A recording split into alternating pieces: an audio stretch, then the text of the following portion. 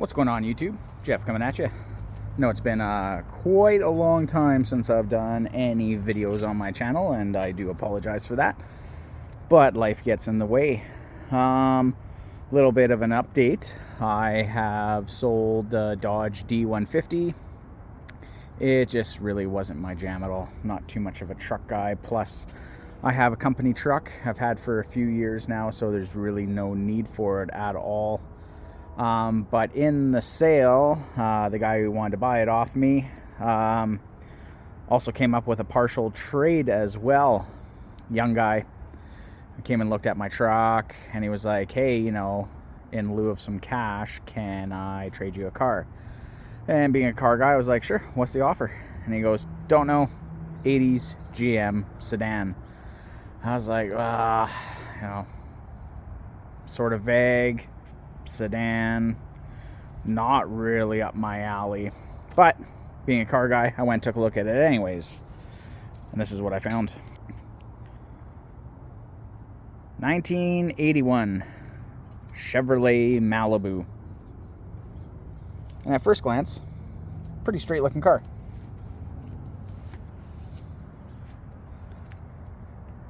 She's jacked up right now in the corner because I'm taking some wheels off of it. Some rot right there, but not too bad. Got some steelies on all three corners, but then it also came with a set of Z28 wheels, which barely fit, and rub the control arm right there, and just not really made for this car. But probably asking yourself, well, what's the catch? 1981 Chev Malibu, not really that cool of a car. Well, I'm getting older in age, and cool's not really the name of the game for me anymore. I'm going to be 40 in less than 4 months. The grays are coming in rapidly, and I sort of like cars more or less with a cool story. And this car has a wickedly cool story, especially for Canadians. Okay? The year is 1981. Chevrolet Malibu, but not an ordinary Malibu. There are some things that give it away. 4-door, no passenger side mirror. I'm saving the best for last. No rear defrost.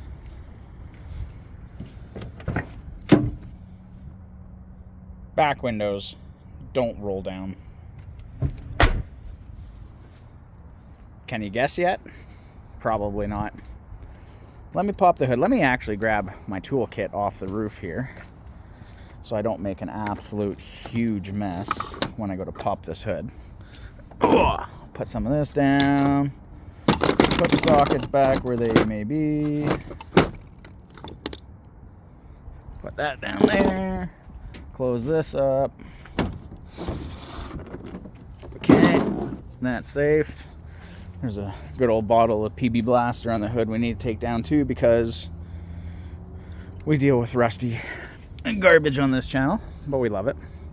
I'm going to pop the hood without letting you see the inside, because the inside's going to give it away right off the hop.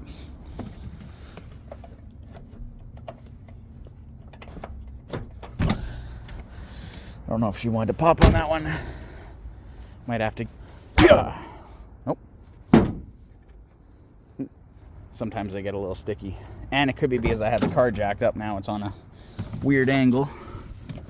There. That was the sound I wanted to hear. Okay. So here's another clue. Most Malibus usually came with 267s or 305s. This one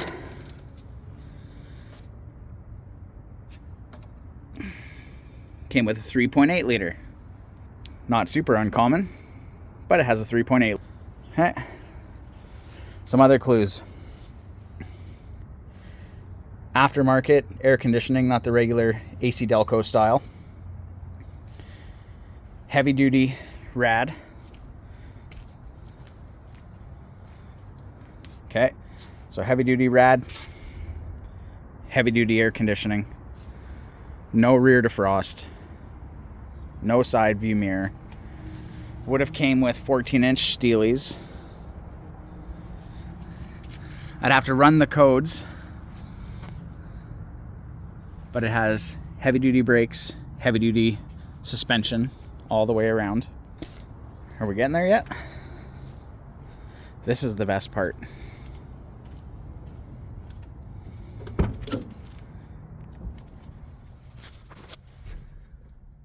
Three-speed, factory manual,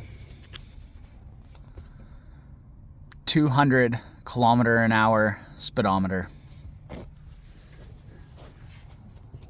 Tweed fabric, where the regular ones usually had like a vinyl pleather. Benches front and rear, but the 3-speed Saginaw on the floor. Now, you can look this up if you don't believe me.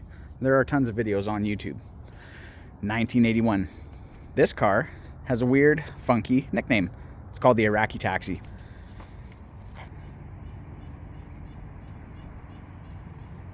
So in 1981, the Canadian government set up a deal with the Iraq leader at the time, Saddam Hussein, for, and my numbers might be off, but I think it was 20,000 vehicles that were going to get sold to him. And I can't remember how much it was.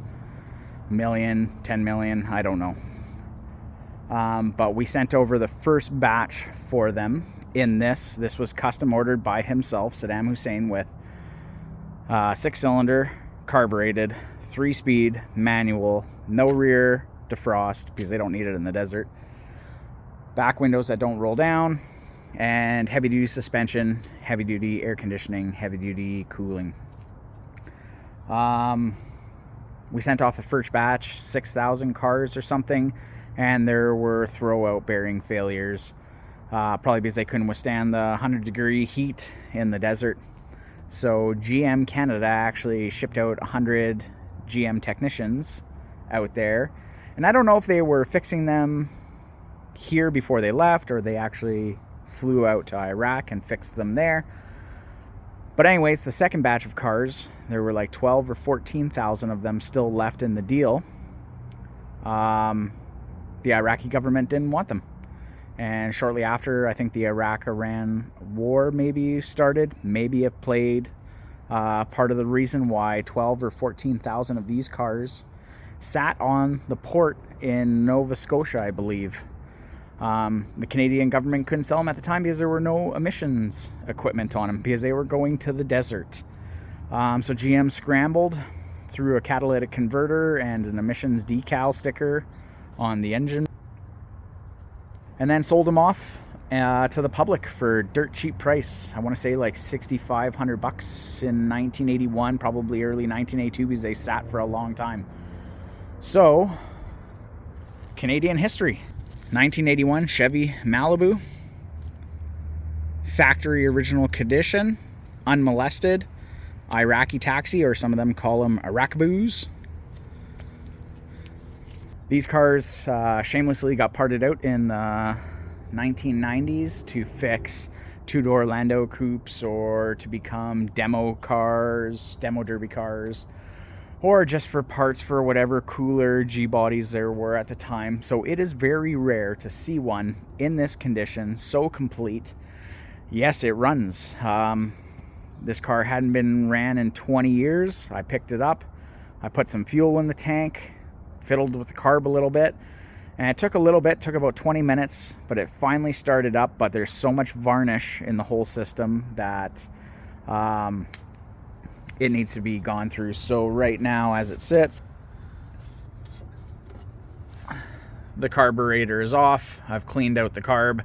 I am just awaiting a carb to come in from Rock Auto so I can rebuild that. I have to pull the tank. I got to flush it. I think there's a lot of varnish in there. It had like half a tank of gas when I finally fired this thing up.